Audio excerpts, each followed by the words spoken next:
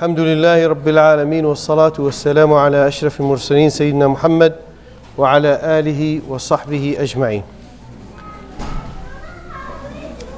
جزاكم الله خيرا for coming tonight to this program. نسأل الله سبحانه وتعالى أن يبارك لنا في الوقت وأن يبارك لنا في أعمالنا.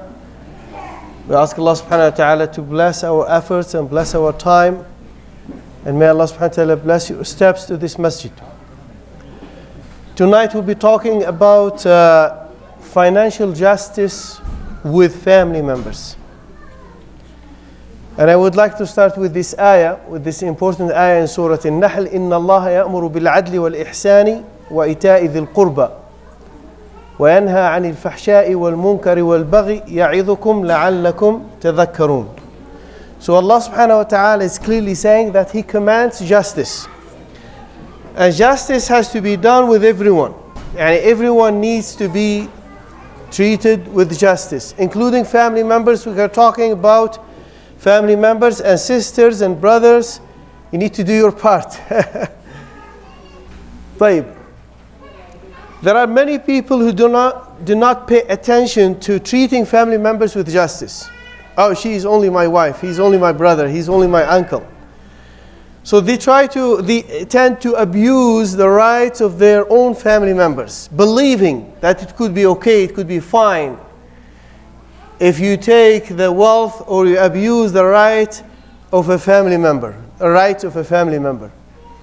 But Allah subhanahu wa ta'ala هنا بدأ هذه الآية, He started this ayah with the command of justice. We need to establish justice before we ask governments and regimes and leaders to establish justice. We need to establish justice within our families, with our own family members, with our relatives, with our neighbors, with community members.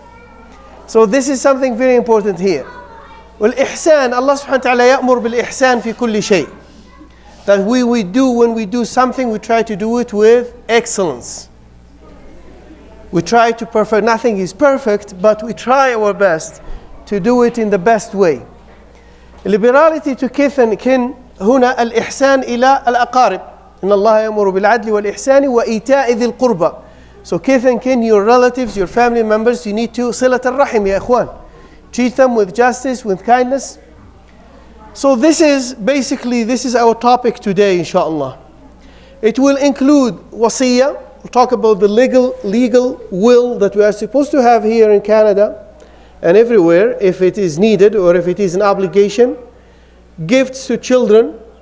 When we give gifts to our children, what are the rules that we need to observe?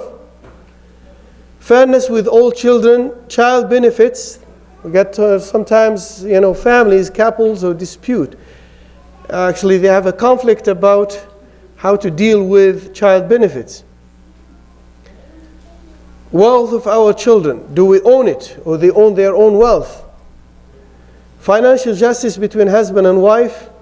And number 6, maybe we're not going to talk about it today. Family business and fair dealing with employed family members. Maybe we'll give more attention to the first 5 points, inshallah. So what is a wasiyah? A wasiyah, ikhwan, has 2 meanings. There is a broad meaning of al-wasiyah, which means in English will, which is a legal declaration that you make in this country that would include inheritance, include your donation. It might include some instructions about, who you want to offer janazah, to lead your janazah prayer, or the way you want your family member to do your janazah. So a wasiyah might include all these things. But wasiyah in the Quran, in the book of Allah subhanahu wa ta'ala, is the donation that you want to be donated. You want to be donated after your death. You want your family member to take this money from your wealth and give it as a donation to a masjid, to a cemetery, to an Islamic school, to some orphans. This is the wasiyah, the term wasiyah. This is what it means in the Quran.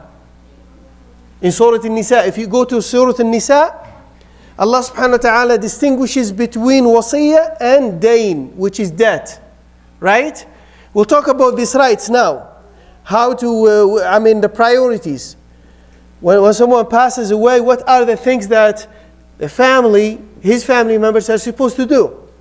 So when we go to Surah An-Nisa, Al-Wasiyah, it means this money, this amount of money that you committed to donate, but not in your life, after you pass away. So who will execute this wasiyah? Who will donate this money? Your family members. But wasiyah in general, when people talk about wasiyah in this country, they mean this legal declaration that includes everything: inheritance, tarika, mirath, the donation that you want to be donated, and it might include, as I said, other instructions to your family. You might include these things, that's okay, that's fine. And this is what usually it is included in those documents that are provided by some Islamic organizations. And by the way, we have one in IISC. If you want to look at it, it is on our website. So this is a basic definition, a legal declaration of how a person wishes for his wealth or her possessions, his or her possessions, to be disposed of after his death or her death. Right? Now in Surah An-Nisa, Allah subhanahu wa ta'ala, if you go to the first 2 pages, 3 pages, Allah subhanahu wa ta'ala is talking there about the rules of inheritance. And within these rules of inheritance, Allah subhanahu wa ta'ala mentioned al-wasiyah. So he would say in this ayat, Surah An-Nisa, it was repeated maybe 3 times or 4 times, من بعد وصية يوصي بها أو دين. So after any bequest, he may have, or she may have, or debt. So now, but we know there is a problem here. We know that there is an agreement between Muslim scholars, but when someone passes away, there are, his family members have to observe some priorities. They need to pay attention to some priorities. What is the first priority when someone passes away, Ikhwan? What is the first priority? Na'am? Someone said janazah? Someone said janazah? Yes, the expenses of his janazah, it has to come from his money. Unless some family members, rather than a volunteer, they say, I'll pay for everything. I'll pay for everything, that's fine. His brother or his father or his son, he said, I'll pay for everything, that's fine. But basically, it has to be taken from his wealth. So his family members, they have to pay for the janazah expenses from his wealth. This is number 1. They have to take care of him. Make ghusl for him and take him to the cemetery. It's a fard kifaya. What is fard kifaya? It's a communal obligation. When a group of people do it in the community, then the rest of the community is relieved from this obligation. If no one does it, a Muslim died and no one offers this right for him, then the whole Muslim community will be guilty if they know about him or about her. Because sometimes we have some Muslims who die in the hospital, we don't know about them. There are some cases. We heard about some cases. And I'm not going to talk about this because this has some other, it has to do with his or her relationship with the community. If someone lives in this community and no one knows him, he has no relationship with any Muslim, it's obviously that no one will know about him if he's sick in the hospital and he passes away or she passes away in the hospital. But anyway, if Muslims know about the death of their brother or their own sister and they don't offer this right for them, then the whole community will be guilty. But if a group of people do it, then the obligation is fulfilled, and this is called fard kifaya. So here, Allah subhanahu wa ta'ala, and the second, what is the second right? We said number 1, the expenses of the janazah. What is the second right? Dain, debts. So his debts have to be paid, right? Now, but Allah subhanahu wa ta'ala is saying, min ba'di wasiyyatin yusi biha aw dayn, after any bequest he may have, or debt. Why did Allah subhanahu wa ta'ala mention wasiyah all the time before debt? Do you know the reason?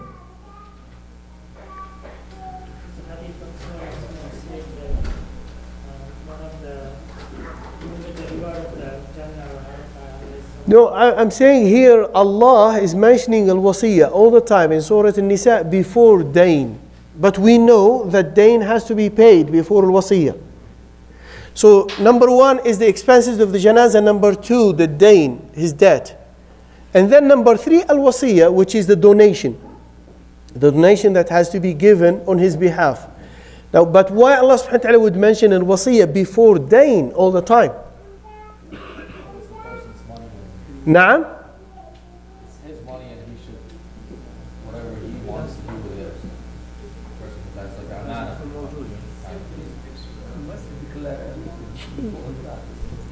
Well, it is declared. Let's say everything is declared. He left some documents, a wasiyah about his dain, about the wasiyah, how much is committed for a donation, and everything is there.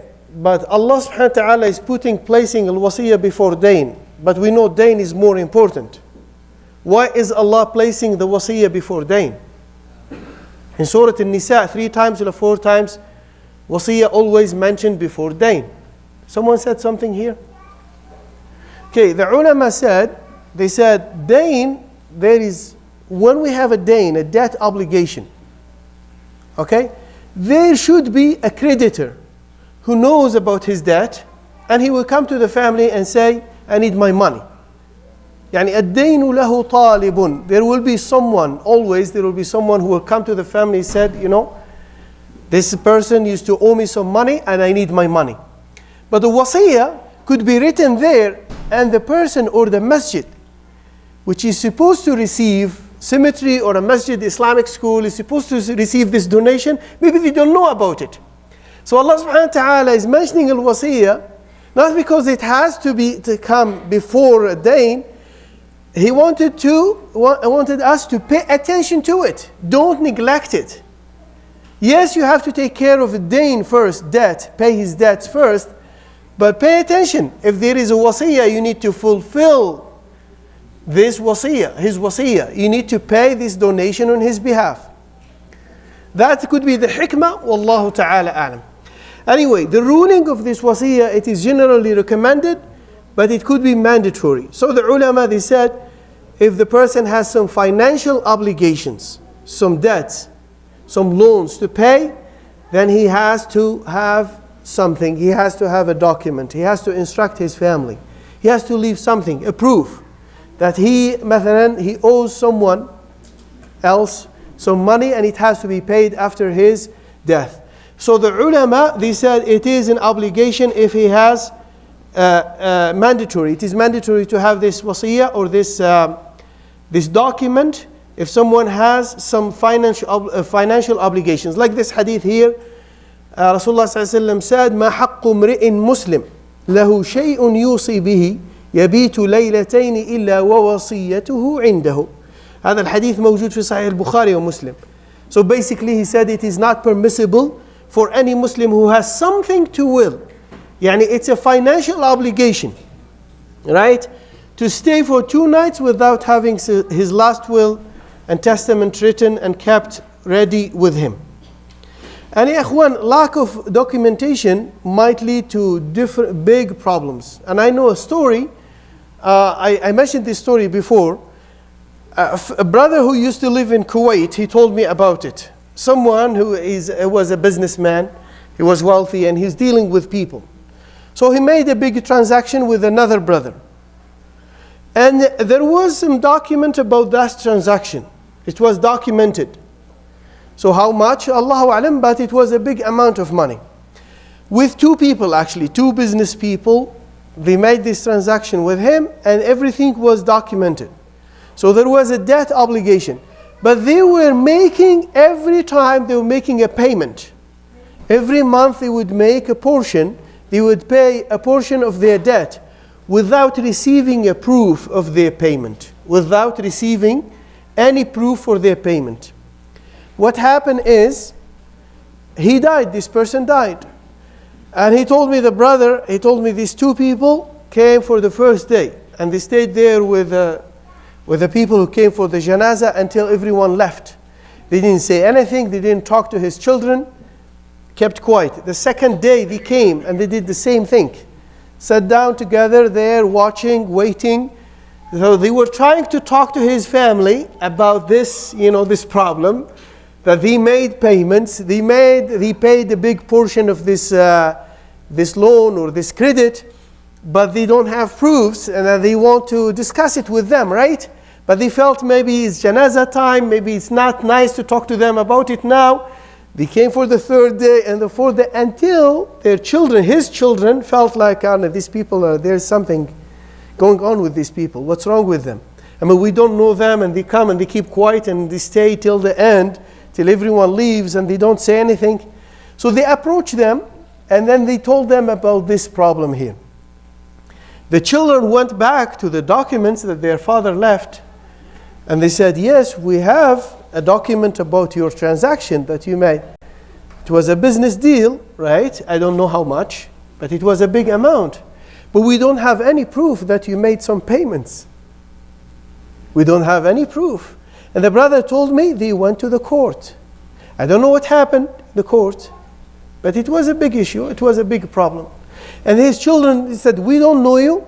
We have a proof that there was a debt obligation, that you owe our father some big money, but we don't have any proof that you made some payments. So show us your proof. There was nothing documented. So Allah, this lack of documentation, don't say like he's my brother, and death might happen at any time, ya ikhwan. Don't say he's a good brother, I know him, I will pray together in the same masjid. This thinking is not good. Now, conditions for a valid wasiyah. So, valid wasiyah here, I'm talking about what? I'm talking about the donation that a person is supposed to make. So the donations of the wasiyah cannot be given to one of the inheritors. This is the first rule. There is one exception.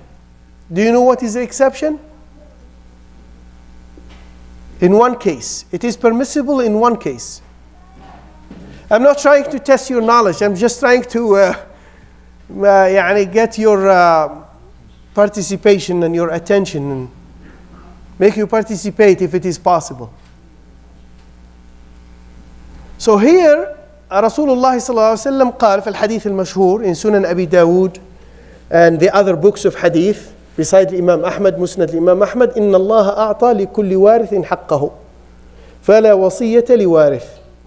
So he said, Allah has given each rightful person their right, thus there is no bequest in favor of one of the inheritors. If you do it on purpose, then you will create problems. You will create hard feelings, people will be affected, you will be offended. They might make dua against you after you pass away. Sallallahu salama wal afiyah. And we know there are many stories, plenty of stories, painful stories about people making dhulm, injustice, when writing down their wasiyah. I'll tell you about some stories in general, of course, we are not going to mention names. But here, there is one case, it's permissible, it's halal, to make a wasiyah to one of the inheritors. No, zawja, mashallah. How about your children? Huh? No.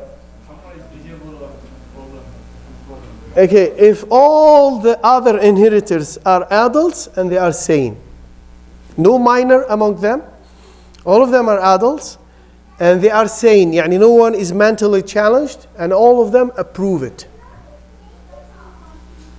Adults, they are sane and approve it. 3 conditions. They approve it. They say, we are fine. You want to give some extra money to our mother, extra money to one of the brothers because he's in need, he doesn't have a job or something, then it's okay, that's fine, if all of them approve it.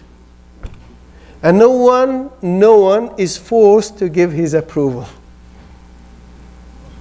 No one is embarrassed, is forced to give his approval, because that should be haram if he's not doing it with his own will. Now, this is the first condition. The second condition, this donation should not exceed the third of your wealth. What is the proof? The story of Sa'd bin Abi Waqqas. All the ulama are using this story as a proof. It's Sahih Bukhari and some other sources of hadith. He was in Mecca. Of course, Sa'd bin Abi Waqqas was related to the Prophet ﷺ. He made hijrah to Al-Madinah. But during Fath, I'm not sure, Fath Makkah or Hajjat al-Wada'. He got sick, he became sick in Mecca. He was worried about his safety, he might die. So Rasulullah ﷺ came to visit him, to see him, to check on him in the city of Mecca. Rasulullah ﷺ was still in the city of Mecca at that time, as I said. So Sa'ad ibn Abi Waqqas, he said, actually 2/3, I'm not sure about this version. I reviewed the version of Imam al-Bukhari. The proposal that he made, he said, do you think I should donate all my wealth? I reviewed the version of Imam al-Bukhari. He told him, there is a version that says 2/3 in the beginning, but Imam al-Bukhari, he said in his version, Sa'ad ibn Abi Waqqas told Rasulullah, should I donate all my wealth? At that time he had one daughter. At that time he had only one daughter. But Allah subhanahu wa ta'ala granted him recovery and shifa, and he was blessed with 4 boys later on and some other children. MashaAllah, he was blessed with a big family later on. But at that time he had only one daughter. So here he said, should I donate all my wealth? Rasulullah said no. How about half of it? Ash-shatr. He said no. How about the 1/3? Sa'ad ibn Waqqas begging Rasulullah to give him permission to donate. Subhanallah. Give me permission to donate my wealth. So he said the 1/3. Rasulullah said, Na'am, al-thuluthu wa-thuluthu kathir. He said yes. Al-thuluth, the 1/3 is okay, is fine. Even though the 1/3 is still a big amount. And that's why the ulama, they said, if someone wants to make a wasiyah, a donation, it should be less than 33%. Because Rasulullah said, the thuluth with thalath kathir. So if it is 30%, it should be fine, 20, 25%. Just because Rasulullah told him, a thuluth with thuluth kathir, yes, the 1/3 is fine, but even though this amount is still a big amount. Now, the reason, the hadith, of course, it's part of this hadith. There is another part that is missing here. He said, لَأَن تَدَعَ وَرَثَتَكَ أَغْنِيَاءَ خَيْرٌ مِّنْ أَن تَدَعَهُمْ عَالَةً يَتَكَفَّفُونَ النَّاسِ. He said, to leave your family wealthy, rich and wealthy. To leave your inheritors, rich and wealthy, is better than to leave them poor or with nothing, begging people or other people for help. So take care of your family. That's why the ulama, they said, it is makruh for a person who has limited financial means. He is not a wealthy person. He doesn't have enough money. It's makruh for him to make a wasiyah. Wasiyah, what I mean by wasiyah, I don't mean the document. It is important to have this document, ya ikhwan, especially in this land. But I'm talking about the donation, to make a donation, to include a donation in his wasiyah. Right? They said it is makruh, it is disliked. If the person doesn't have enough money, he should leave. If he's not wealthy, he should leave everything for his family. طيب, is that clear, ya ikhwan? Can we move to the other? Now, these are general conditions. We said no more than 1/3. And again, he is allowed to exceed the 1/3 in one case. Which case? He's allowed to exceed the 1/3. إِذَا الْوَرَثَ وَافَقُوا. So if they are adults and they are sane and they approve it. So he's allowed to exceed the 1/3 if all of them approve it and they are adults and sane. He's allowed to give a wasiyah, a donation, to one of the inheritors if the rest are adults and sane and approve it. 3 conditions. طيب. Now when it comes to inheritance, ya ikhwan, al-mirath, Allah subhanahu wa ta'ala, did not leave it to us to divide our money. Because if he left it to us, what will happen? What do you think? Huh? Give it to one person, or we create a mess. And we treat each other with injustice. So Allah subhanahu wa ta'ala did not tell us about the details of the 5 daily prayers, for example. He didn't tell us dhuhr, how many rak'ahs. Do you find an ayah in the Quran that says how many rak'ahs we are supposed to pray in Salatul Dhuhr? or how many rak'ahs in Salat al-Asr or Maghrib or Isha, you don't find these details, right? But when it comes to inheritance, because it deals with money, and Allah subhanahu wa ta'ala knows our nature, we love money, and we might not be able to control our desires when it comes to dealing with money. He did not leave it to us. He told us gave us numbers when it comes to inheritance. Numbers. That so-and-so will take half, so-and-so will take quarter, so-and-so will take the third, so-and-so will take 1/6, and so on and so forth. And most of these rules are mentioned in Surah An-Nisa, in the first 3 to 4 pages. These rules are mentioned in Surah An-Nisa in the first 3 pages. Now here at the end, he said, these are the limits of Allah. Tilka hududullah. These are the limits. When Allah says, these are the limits of Allah, that means you are not allowed to cross them. You cannot say, this is money, my money. I earn it with my effort, with my skills, with my knowledge. And no one can tell me what to do with my money. You can't do that. Allah subhanahu wa ta'ala is saying, and He's the one who gave you this money, by the way. He's the one who enabled you to make this money. He empowered you to make this money, right? It's His money at the end. And He's telling us what to do. Like you are a Khalifa in this land. Khalifa. Right? And you are acting on behalf of Allah subhanahu wa ta'ala. Say, your wealth, you use it, you enjoy it. Help your family with it. But at the time of death, Allah subhanahu wa ta'ala did not leave it to you to distribute your tarikah, your inheritance. So He says, and whoever obeys Allah and His Messenger will admit him into gardens of paradise under which rivers flow. This is the only promise that Allah subhanahu wa ta'ala is promising in Akhirah. In Akhirah. In dunya, yes, promise that He will bless our wealth, bless our family, but in Akhirah there is only one promise, ikhwan, which is Jannah. That's it. And there are only 2 options, Jannah or Hellfire. And it's Allah salama wal afiyah. But there is something I want you to pay attention to. He says here, and whoever disobeys Allah and His Messenger and transgresses His limits, He will send him into the fire of hell, abiding eternally therein. Do you think if someone makes a mistake, disobeys Allah subhanahu wa ta'ala, when it comes to the rules of inheritance, or any other rules, he will go to hellfire and stay there forever? Huh? Naam?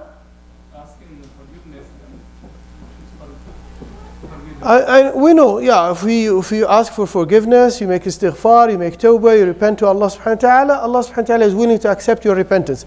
But let's say the person died, he created a mess in this area here, a big problem, he committed injustice, and then died without making tawbah. Do you think he will go to hellfire and stay there eternally? Huh? If it's written like... It's written there, right? It's written there, so I don't think any... We don't have another option. No. Okay, it's a good argument, but there is something missing. Allah Ghafur Rahim. Yeah, Ghafur Rahim, but he's saying, if you transgress these limits, that you will go to hellfire and you stay there forever, abiding eternally therein.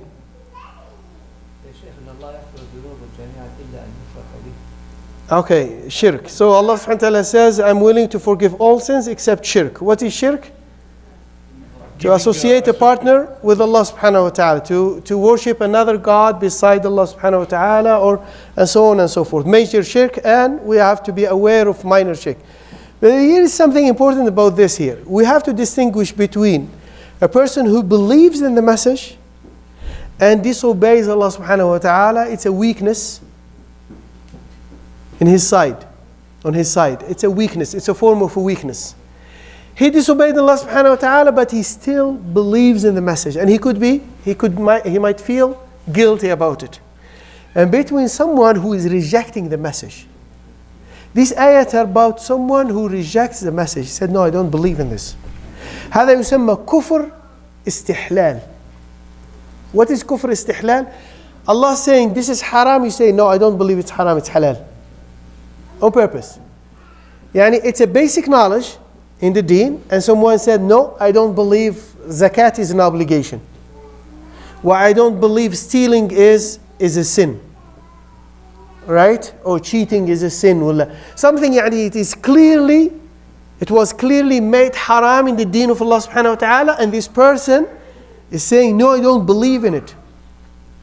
Right? المعلوم من الدين بالضرورة. What is المعلوم من الدين بالضرورة? Basic knowledge. Everyone knows that zakat is an obligation in Islam. Right? And this person said, no, I don't believe in it. I don't believe in it. I don't want to give zakat. I don't want to pay zakat. But someone else might actually refrain from paying zakat. He believes that zakat is an obligation. But he's stingy, or he thinks that it's not a major sin, you know what I mean? He believes that Allah will forgive him on the Day of Judgment. He's not rejecting the message. So this ayah, this part about those who reject the message, I don't believe in it. Do you see the difference? Huh? Yeah, someone drinking alcohol because he loves to drink, right? But he believes it's haram, and he might feel guilty about it. He's not kafir. But someone else says, I don't believe it's haram. Alcohol is not haram. And Allah says it's haram in the Quran. This person who's rejecting the message might become kafir. And this is called kufr istihlal. Istihlal, making something haram, something haram, you make it halal. So this guy will stay eternally in Of course, it is kufr. It is a form of kufr. He won't get out from the hell. I mean, I'm saying it's a form of kufr. Yeah. It's a form of disbelief. So there's something else. I'm not talking about something that is not clear in the deen, because there are matters that are not clear or that are subject of disagreements between scholars. I'm talking about ma'loom min ad-din bid-darura. It's called basic knowledge. Everyone knows offering the 5 daily prayers is an obligation. Every Muslim. Sorry, Sheikh. If, for example, he said once in his life, La ilaha illallah Muhammad Rasulullah, sincerely. Yeah, I know. Even if he said well, we're talking about a concept that is very important. Unless a person knows the knowledge that this is a basic knowledge, and everyone knows that this is halal or this is haram, and he says the opposite. If someone lives in a village, he has no access to knowledge, no internet, no imams, no one around. He grew up in that village and with no access to knowledge. And he says something like this, Allah subhanahu wa ta'ala might forgive him because he's excused. He could be excused. يسمى العذر بالجهل. Right? But someone knows that مثلا these are because the problem is, of course, I mean the examples that I know in our community and outside in other countries, I cannot confirm that these people were rejecting the message. But I know many families where the father or the mother decided to go against the rules of Allah subhanahu wa ta'ala. I know families, مثلا the mother would try to put pressure on her daughters to give up their right in the inheritance and leave everything for the boys.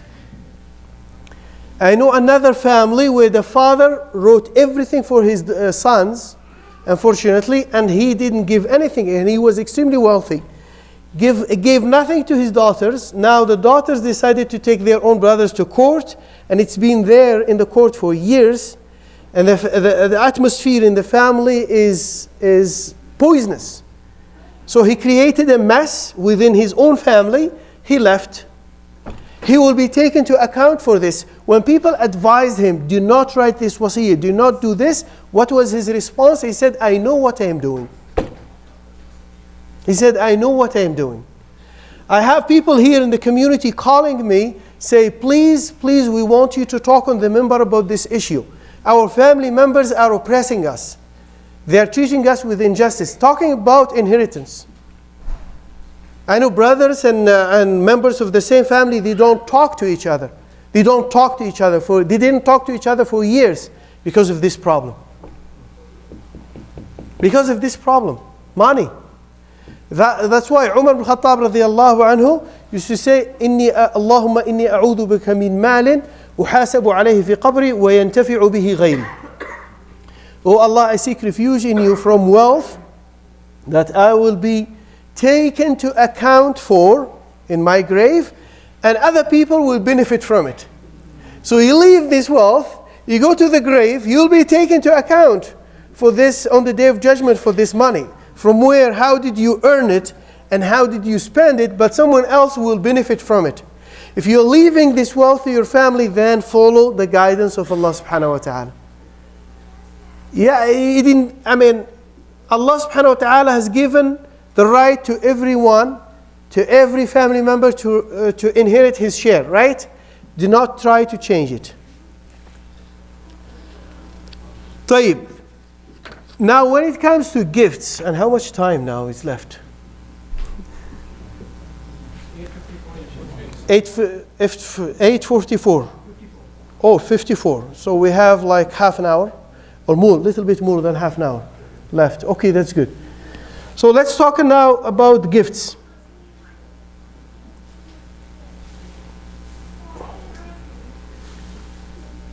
Okay, wait a minute here. We cover this.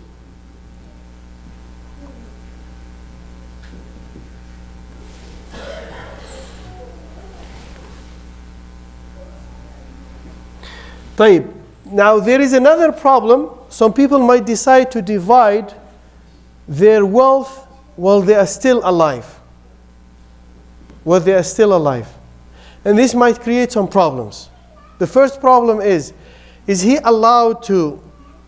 supposed to follow the rules of inheritance when dividing his wealth? Or is he supposed to give everyone the same share between girls and boys? So I'm asking, wait, take it easy. So it's a matter of disagreement. So he created a problem. Here, there are people who do it because they believe that his own children or her own children might have a dispute after his death or her death, right? So they like to settle everything and divide all their wealth while they are still alive. Now, what I believe is my personal choice, wallahu ta'ala alam, if the person is doing it with the intention of distributing his inheritance, then he should follow the rules of inheritance. If his intention is to give gifts, he's still alive, he left something for himself and he said, I don't need this money. He doesn't have inheritance in mind. What he has in mind, he wants to benefit his children, give them, gifts, expensive car, house, apartment, and kada. He doesn't have to follow the rules of, he will be just giving gifts. But he has to be fair when it comes to giving gifts. We'll talk about this fairness and this justice. But it is disliked in Sharia. I know someone who divided everything and then he got sick. He was sick actually when he divided everything. And then Allah granted him recovery. He lived for a long time. And he regretted that decision, that he divided everything between his children because they didn't take care of him. They neglected their own father. Naam? It should be conditional. He should have put a condition. If I die, Khair inshallah. طيب. So this is number 3 is very important, ya akhwan. This distribution of wealth could be a major sin if someone does it with the purpose what? Denying one of the family members his right of the inheritance. Okay? He doesn't want, like he said, let me distribute everything before I die because I don't want so and so to inherit me after I die. If someone does it with this purpose, then it could be a major sin. ولذلك كانوا يقول العلماء يقولون الإضرار في الوصية من الكبائر. So they said injustice when writing your wasiyah is a major sin, is not a minor sin. من الكبائر. طيب نعم. One question regarding this, sometimes the children disobey the parents and there's something due in front of him and he decides not to give anything because he do something like marriage or something, or business. Yeah, you cannot do that. If he's still Muslim, the person is still Muslim. After the person dies, this Muslim child has a right to inherit his father. Even if he's a sinful person, he drinks alcohol. Actually, I was approached by some parents thinking the same way. To exclude one child from the inheritance, from the wasiyah, because he's not a good Muslim. You cannot do that. What about if he doesn't pray at all? As I said, if he's still Muslim, he cannot do that. Even if he doesn't Of course, yeah, the majority of Muslim scholars, they believe that the person who he prayed, he offered some prayers for the sake of Allah subhanahu wa ta'ala during his life, but he quit or on and off, or he's still Muslim. If someone مثلا did not offer any prayer during his whole life till the age of 60 or 70 and he died without offering one single prayer, this person might actually leave the fold of Islam. This is how we make a balance between the two opinions. There are two famous opinions regarding this mas'ala. So if the person, and you cannot make a decision about another person who say he's kafir. You cannot make this decision. Because you don't like his behavior or his lifestyle. Or you cannot make. You know, when we talk about kufr, we talk about concepts. We don't talk about people. When it comes to individuals, it's a different story. To single out a person and say he's kafir because he's doing this and this is not easy. It's not something that is up to us. In a Muslim state, this job is done by a qadi, by a judge.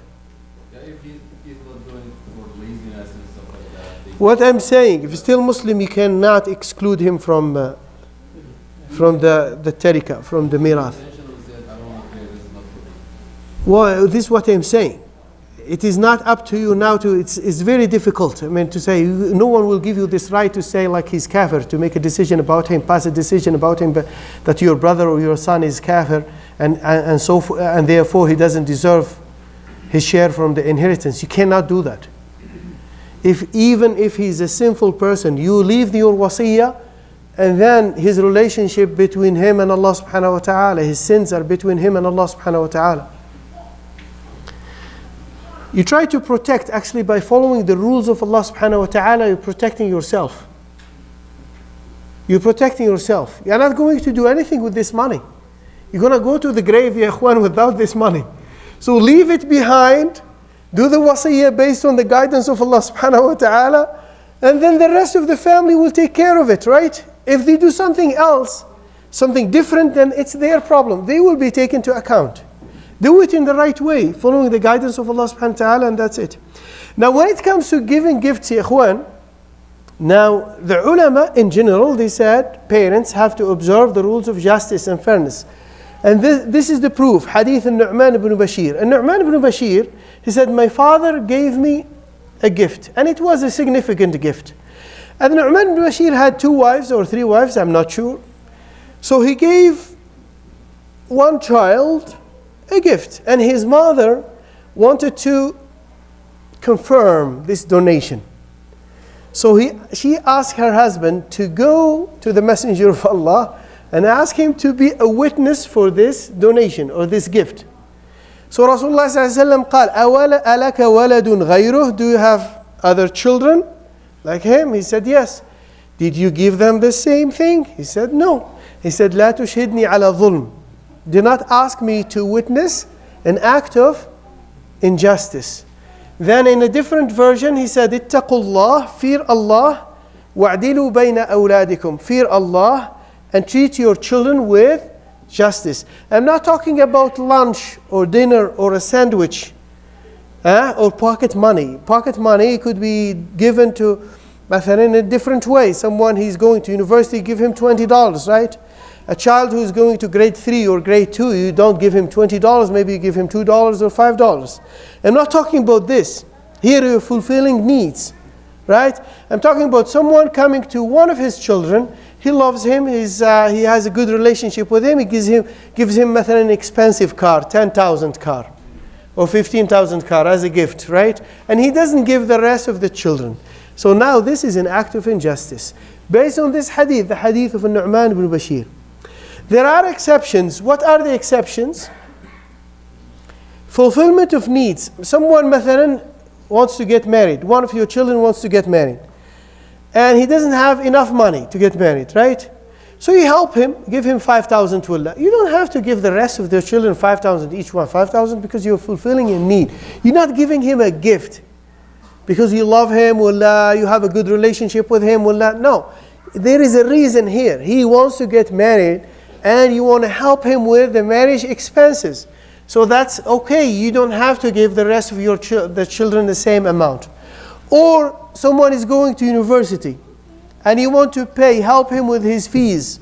That's okay. You are fulfilling a need. You don't have to give him 3,000. You have 5 children or 6 children and you give each one 3,000 because you gave him 3,000. That would be 15,000. Well, a big budget, right? No, that's not what is meant here. So you're fulfilling a need. Or anything. When you're fulfilling a need, someone needs to do he needs some medical help, and you're paying for his medical expenses, well, that's okay. So here, this is an exception, ya ikhwan. What if you have multiple kids in school, they all have the need, you give one and not the others? I mean, this is injustice. If you fulfill the needs of some of them, but you ignore the other ones, you need to try to make a balance, right? Why do you prefer someone who gave him, you help him with his fees, and you don't help the other one? Unless you don't have, when someone, the second one went to university, and you don't have money at that time, that's a different story. It's an excuse here. But what I'm talking about a regular situation where you are able to help everyone, but you help only some of them, and you ignore the rest. Then this is a form of injustice, right? Now, if needs, the ulama said, if needs were fulfilled, then there is no need for settlements or adjustments at the time of death. There are people who do it at the time of death when they write their wasiyah. A mother would say, when Ahmed was getting married, I helped him with 10,000 or 15,000. So take it out from his inheritance. Well, it's very common actually, by the way. And the ulama, they said, no, there is no need for that. Because when you gave him this 10,000 or 15,000, you're helping him, you're fulfilling a need. So there is no need for that. What is left as inheritance, people should divide it the way the Quran says we are supposed to divide it. Now, let's talk about parents and the wealth of their children. Now, there is a famous hadith in which Rasulullah sallallahu alaihi wasallam قال أنت ومالك لأبيك أنت ومالك لأبيك. A lamb here in the Arabic language could be lamb al-milkiyah, the lamb of possession, and it could be the lamb of al-ibaha, lamb of permissibility. It doesn't mean that your wealth belongs to your father. It doesn't mean here that he owns your wealth. It doesn't mean here. It doesn't mean that he owns your wealth. You are the owner of your wealth. But it means that your father is allowed to benefit from your wealth at times of need with some conditions. I'll mention these conditions. So they said it is mubah. It is permissible for a father at times of need to take some money from the wealth of his child, even if it is without his permission. At times of need, this is the first condition. With some other condition, the second condition is he cannot abuse the rights of his own child. Like means, this act should not affect the basic needs of his child. If his child doesn't have savings, all the money that he has, he needs it for his own basic needs, to spend it on his basic needs. So the father is not allowed at this time to take from this money, because his son your child will be affected. Number 3, they said he cannot take it from one child and give it to another child. Right?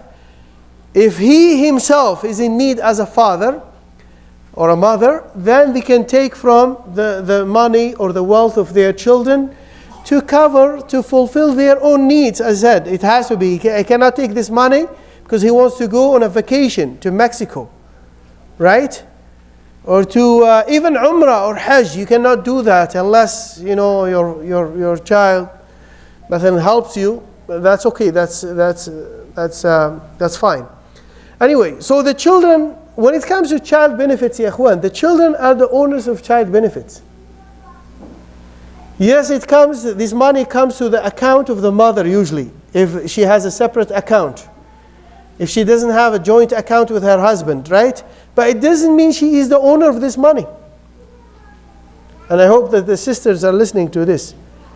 It doesn't mean that they are the owners of this money. Now, it is permissible to mix this money with the family, the budget, the family monthly budget. Yani it's okay, because you are spending them on the family. Or some people decide to save this money for the education of their children. That's another option, and it is okay, that's fine. Saving this money for the education. But you need to spend it on the children, it's their money. So the mother does not own them, and the father does not own this money. And it is permissible to use them when personal need arises, based on the 3 conditions that I mentioned. طيب يا اخوان. Now, women and financial independence. There are some brothers who believe that women are not financially independent, which means that she has to give him her check, her salary every month. She doesn't have the right to spend her money or to own her money, which is not right. Majority of Muslim scholars, there is some scholars who disagreed about some points, but all of them believe that women are financially independent, which means if she is working and making money, it's her money. You cannot force her to give you her money. You cannot force her to do that. Right? Now, when it comes to women spending and contributing to the family budget, yani the family expenses, the monthly expenses, paying the bills, buying some grocery, buying things for the house, this is a big problem, ya ikhwan. Why? Because many sisters do it without any agreement, or when they do it, if there is a disagreement, talaq at the time of talaq, she wants every penny that she spent on the family. And how did we solve this problem? Or the ulama solved this problem in North America. They distinguish between the monthly expenses, the regular expenses, and the money that was given as a contribution towards the purchase of property or establishment of a business. So at the time of disagreement, if there is a divorce, for example, this is how we treat this money. If she was spending, helping her husband on a monthly basis, if she wants her money back, she needs to make it clear from day one and tell her husband that I am giving you a loan, because he is the one who is supposed to spend on the family, right? If she doesn't say anything and she volunteered to spend, she doesn't have the right to ask for this money at the time of divorce. But I'm saying, you're laughing because no one does it when everything is fine and dandy, right? When they love each other, they have a great relationship, they don't do it. They don't do it. I mean, this is who we are. We don't do it. But when it comes at the time of disagreement, everyone will treat the other person like a shaitan, right? It's a different story. They are allowed to do that. Islamically, they are allowed to do that.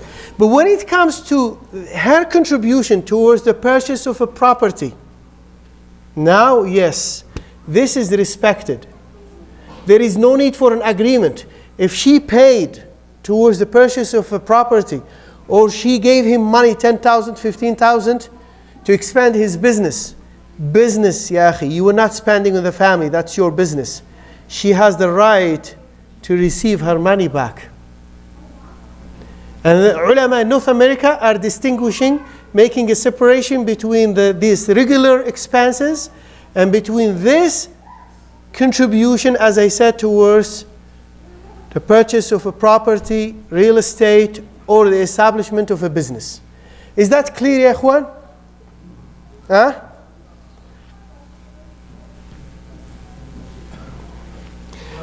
Imam Malik, he's the only one who disagreed about something. He said a woman is not allowed to donate more than a third of her money without the permission of her husband. Just a second, I'll come back to you. Imam Malik is the only one who had this opinion. Majority of Muslim scholars did not agree with him. But here I would say something. If you are making a big donation, even if it is your own money, it's nice to consult your husband. It's nice. Include him in your plans. You are a family. And you are doing something for the sake of Allah subhanahu wa ta'ala. Allah will appreciate it if you consult your husband, you talk to him, do it together. Include him in your plans. It's nice. But Islamically, you are allowed to donate from your money. It's your money. He cannot say, no, you are not allowed to donate from your money. He can't do it. Na'am ya akhi. It's dain, yeah. So the delayed portion of the mahr, of the dowry, is a dain. It's a dain that needs to be paid from your inheritance. Huh? تدفع الزكاة on behalf of your yeah, I mean, you're paying zakat from your money. The mu'akhar, you still have it. It's part of your money. You'll be paying zakat. So there is no need to single out her mu'akhar, the delayed portion. You're paying zakat. If you don't have the obligation to pay zakat, you don't pay zakat. But if you have enough money, you are wealthy and you have to pay zakat, you'll be paying zakat. Yeah, you don't exclude that money. When it comes to zakat, you exclude only what you are supposed to pay in the next 12 months. That's it. So you exclude only short-term loans. You don't exclude when paying zakat. If you want to exclude debts and loans, you exclude only short-term within what you are planning to pay back within the next 12 months. مثلا, someone bought a house through conventional mortgages and he has to pay his house within 25 years and it's 400,000. You know, this person, if he excludes all this money from his wealth, he will never pay zakat, most likely, right? But you exclude, I'm not talking about mortgage, you know, mortgage is a different story. Let's talk about general, because mortgage there's some issue with it when it comes to paying zakat or excluding this amount of money. But let's say talk about regular loans and debts. You only exclude what you are supposed to pay within the next 12 months. But this matter is clear, يا إخوان. نعم تفضل. Well, I mean, at the time of divorce, we don't have, Islamically, we don't have 50-50. And it should, yeah.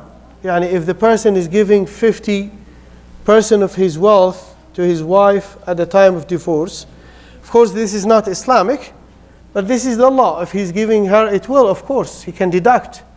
He can deduct his or include the mu'akhar, the delayed portion of the mahr in this 50%. Wallahu ta'ala a'lam. But as long as she didn't contribute, right, to the purchase of the house or his properties, you know what I mean? Sorry, for example, we pay taxes for the for the government. Let me finish now. You know, I'll stop questions. Keep it in mind. Yeah. Let me finish the presentation and then we start dealing with questions, right? Okay. We still have like maybe 15 minutes, inshallah. طيب, now guardians and the wealth of the orphans, ya ikhwan. This is there is an agreement between all Muslim scholars based on what Allah subhanahu wa ta'ala said in the Quran, that it is a major sin to consume the wealth of the orphans without any justification. It is a major sin. So someone who is sponsoring orphans in his house, if they have wealth, they have money, you need to protect their wealth. But of course, they said the guardian might pay himself some fees. if he is in need of financial support. This is permissible. He's taking care of 2 children, they are wealthy, and he doesn't have an income, right? But they have money. It's halal for him to pay himself fees for taking care of these 2 children. If he is in need, so the Quran, you go Surah An-Nisa, you'll find this in the first pages, you'll find this instruction there. If he is well off, he is wealthy, and he doesn't need any fees, he shouldn't take should take anything from their wealth. He should protect their wealth and give them their wealth when they reach the age of puberty or maturity. Maturity, because some people might reach the age of puberty, but they're still, they're not responsible. And they might actually, and the ulama, they said we should test them. These orphans, when they grow up, we test them. If they become, we feel that they became responsible and they know how to deal with their money, they will give them their money. طيب. So now, your question, what is your question, Akhi? The problem is that you're paying 2 times, like you pay zakat, for example, and you pay taxes. So, is there any solution? What is the solution? For example, you earn 100,000 per year. You pay 16,000 for the government, and you have to pay zakat. Yeah, zakat. What is the? Okay, so when you have an income and you pay the taxes, whatever is left, if it exceeds the nisab, then you have to pay zakat. What is the nisab these days? In the last 3 years is around 4,500. The nisab. The nisab, the minimum amount of money that you must have before it becomes an obligation upon you to pay zakat, which is the equivalent, the price of what? 85 grams of gold. 85 grams of gold. When you have this amount, which is these days 4,500 Canadian dollars, if you have above this amount, then you have the obligation. It is an obligation upon you to pay zakat. Okay, regardless of how much you pay to the government. Regardless. You need to keep that, As I said, your taxes will be excluded. When you prepare your taxes, they will be excluded. The payment will be made. Okay. Whatever is left, if it is above this amount. You said 4,500. So what do you do? Someone, let's say, I'll start with someone who didn't have a saving. He graduated and he started working. He will keep, it's an obligation upon him to keep watching his savings. He will watch his savings. When they reach 4,500 these days, then he should mark this date. And preferably, he should follow the Islamic calendar, which is Rajab or Sha'ban or Muharram or Safar. It doesn't have to be in Ramadan. It doesn't have to be in Ramadan. Most of the people like to give zakat in Ramadan. Then he will wait for 1 year. Okay? If after 1 year, the next Rajab, we are in the month of Rajab. Yeah. Let's say in this month, my savings reached 4,500. Now this is the nisab. I have to wait for 1 year. Next Rajab, 2020, right? Okay. I have to check my savings. If they are 10,000, I have the obligation to pay to 2.5%. On the 10,000. Let's say after 2 months or 3 months, my savings went down to 1,000 because I spent. Then I can cancel this calculation and then wait until my savings reach again 4,500, and then I start, counting till next year. 12 months passed. If the 12 months passed, then I pay the zakat on how much I have, everything I have. After, of course, the taxes are paid, and you are allowed to exclude the debts or the loans that you are supposed to or you're planning to pay within the next 12 months. Okay? Naam, ya ukht. We'll give a chance to a sister. Yeah. Okay, so going back to Al-istihlal. What happens in a situation when, if we say that it takes the person out of the fold of their religion? It's a big thing when that happens, like it's a very big thing. Let's say a woman is married. When he rejects a basic tenet of faith.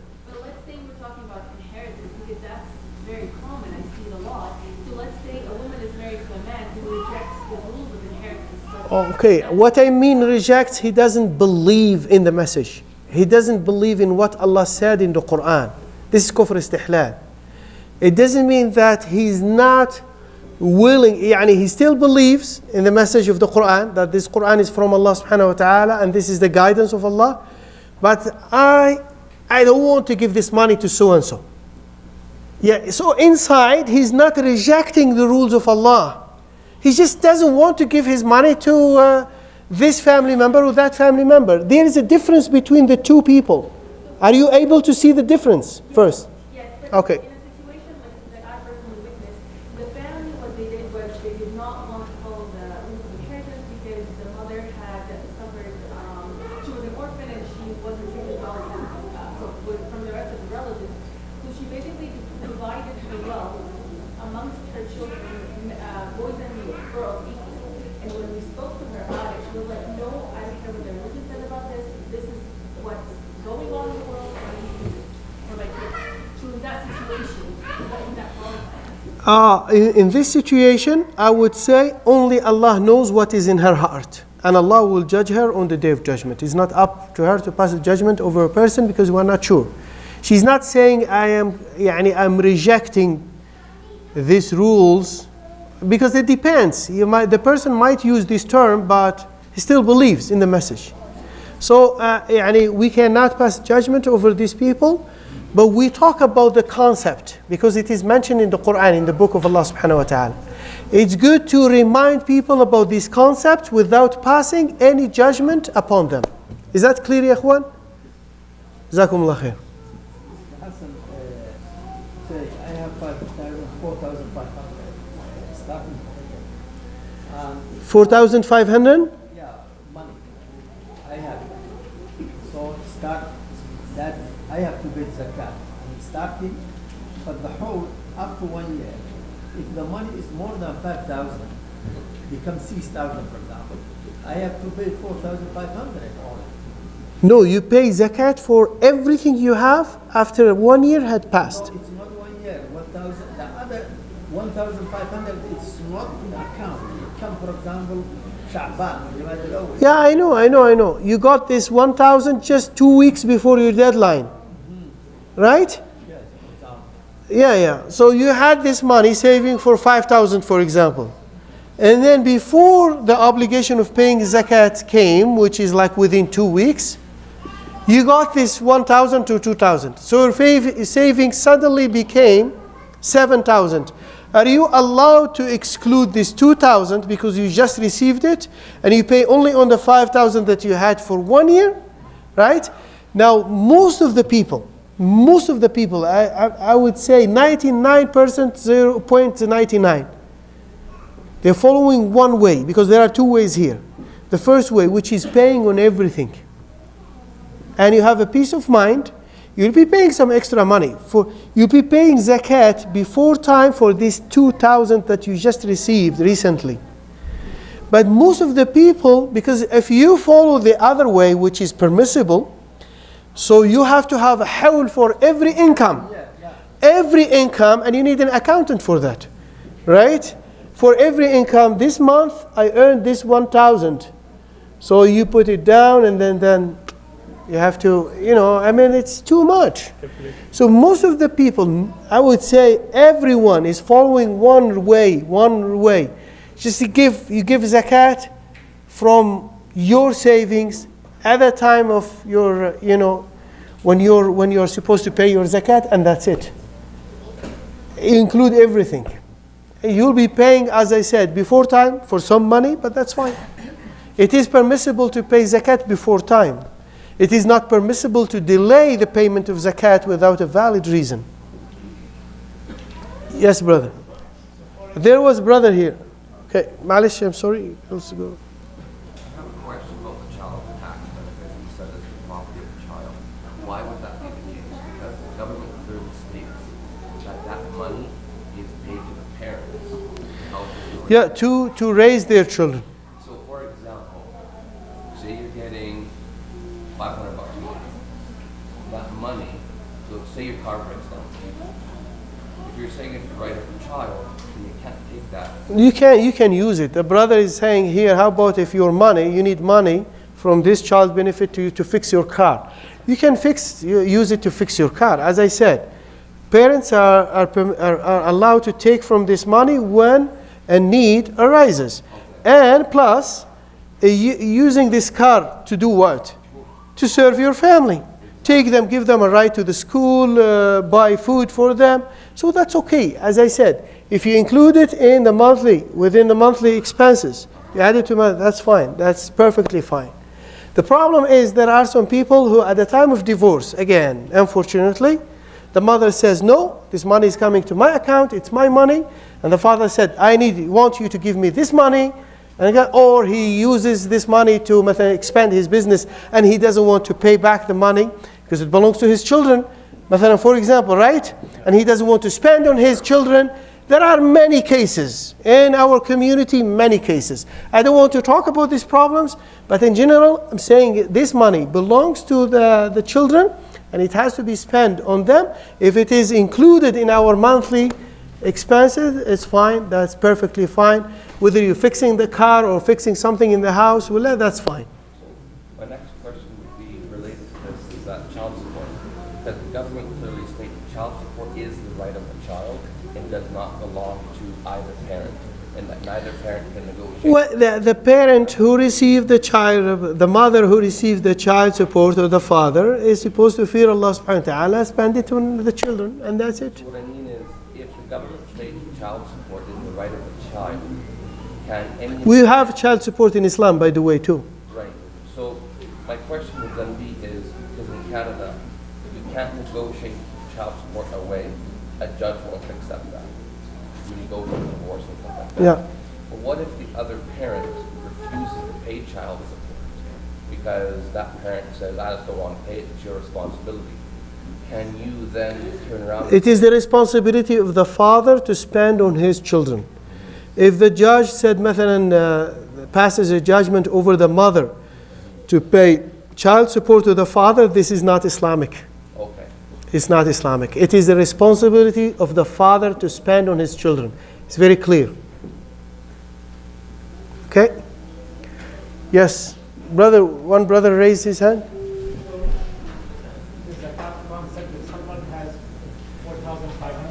Yeah, now we forgot about the will. Okay, that's okay, fine. That's okay.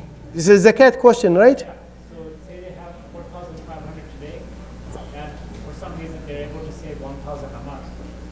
So in 12 months from now they have 17,000. So it's better to pay on that full 17. This is what people are doing. This is what all people are doing, and it's easy. On that day, when you are supposed to pay your zakat, you pay on the whole amount that you have. Unless you have some debts, and you are planning to pay them back within next 12 months, then you are allowed to exclude them from your money, and then you just pay zakat on the rest. And that's it. Naam? Okay, this is related to our program. Could you raise your voice, please? Yeah, so my question is that you said it's not allowed for you to give it to your wife, is that right? Unless the... You're not allowed to give extra money to your wife or any other family member from the wasiyah,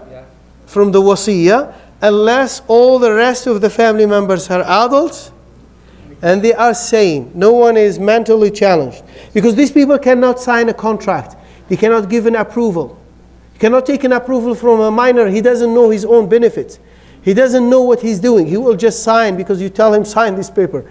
I mean, that's not right. So you write the wasiyah and you take the agreement from all of them. All of them, so without forcing anyone to give his approval or her approval. So after that, it's okay. No. Oh, it's okay. It's halal. If everyone approves it, everyone is fine with their own will, right? They're not forced to do it. Then it becomes halal to give one of the inheritors from the third, or to exceed the third in your wasiyah. Then you want to give 40% of your money to the masjid, to IISC, for example, mashallah. And you talk to your family members, and all of this say, mashallah, this is a good organization, we like them, and we want to support them. Or they might say something different. Allahu Alam, it depends. Can you do it with zakat? They have Zakat? Can you do it with That's a different question. they have to sign on. They have to give the approval. If it is verbal, it is accepted, but of course we need to document these things. Let's say you have a son that's getting married, then you give him a house, and the rest of his brothers, they have not agreed that you are giving him that house. Are you still gonna give it to him, despite they are not agreed? I mean, you're giving him a house, an apartment, yani, for example, right? You own an extra apartment. And he's getting married and you're helping him. They don't have the right to the rest of the family members, the children, they don't have the right to stop from their father, right? Because if he believes that he's fulfilling a need. But I would say, you want to help your child, one of the children, because he doesn't have a shelter. You have to be reasonable. Yani, as a father, you don't want to create a bad atmosphere within the family. So instead of giving it to him, you might rent it to him or allow him to use it for free. When the person dies, then this apartment becomes part of the inheritance and everyone will benefit from it. Because if you have only one extra apartment and you give it to one child because he's getting married and the rest of your children are not happy with it, and you might create some... In one country, one father was mistreating one of his children, or he was not treating him with justice. I'll tell you about this story. I'm not going to mention the country, yes, because we have some people from this country, but I'll just tell you the story. So this father was used to, because I lived in this country, and I knew about this story. I lived for 1 year. So he was not, based on the version of this child or what this child was telling the other people, he was mistreating him. His father was not treating him with justice. He gave the rest of the children, some properties. He didn't give him anything. So there was an argument one time. They met him in the market in front of people, and there was an argument between the father and the son. The son, of course, abused his father at that moment, and he started insulting him and screaming at him in front of other people. And they were arguing walking until they reached the house, their house, the house of his father, the father. He went inside the father, he took his gun. He went on the top of the house, and his son was still there, he killed him. He killed his own son. And then, of course, the judge, when it went to the court, the judge made a ruling that the father has to give a huge piece of land as a diya, blood money, to the wife and the children of his own child, right? And subhanAllah, people in that village were saying, if he gave him this land before and treated him with justice, this problem would not have happened. He killed his own child, right? And his child was insulting him in front of people, and it was a big story in that area. So anyway, I would like to stop with this. Ma'alish, I'm sorry. If you have a private question, we can talk about it after the salah for a little bit, or we leave it till maybe next Friday. Next Friday, we're planning to talk about supplications for paying loans and debts. There are some people who want me to talk about these supplications. So we might do another PowerPoint presentation. You will see the dua in front of you, and we'll try to explain these du'as and supplications, which are supposed to help us, inshallah, when it comes to paying our debts and paying back our loans. جزاكم الله خيرا. سبحانك اللهم وبحمدك أشهد أن لا إله إلا أنت نستغفرك ونتوب إليك.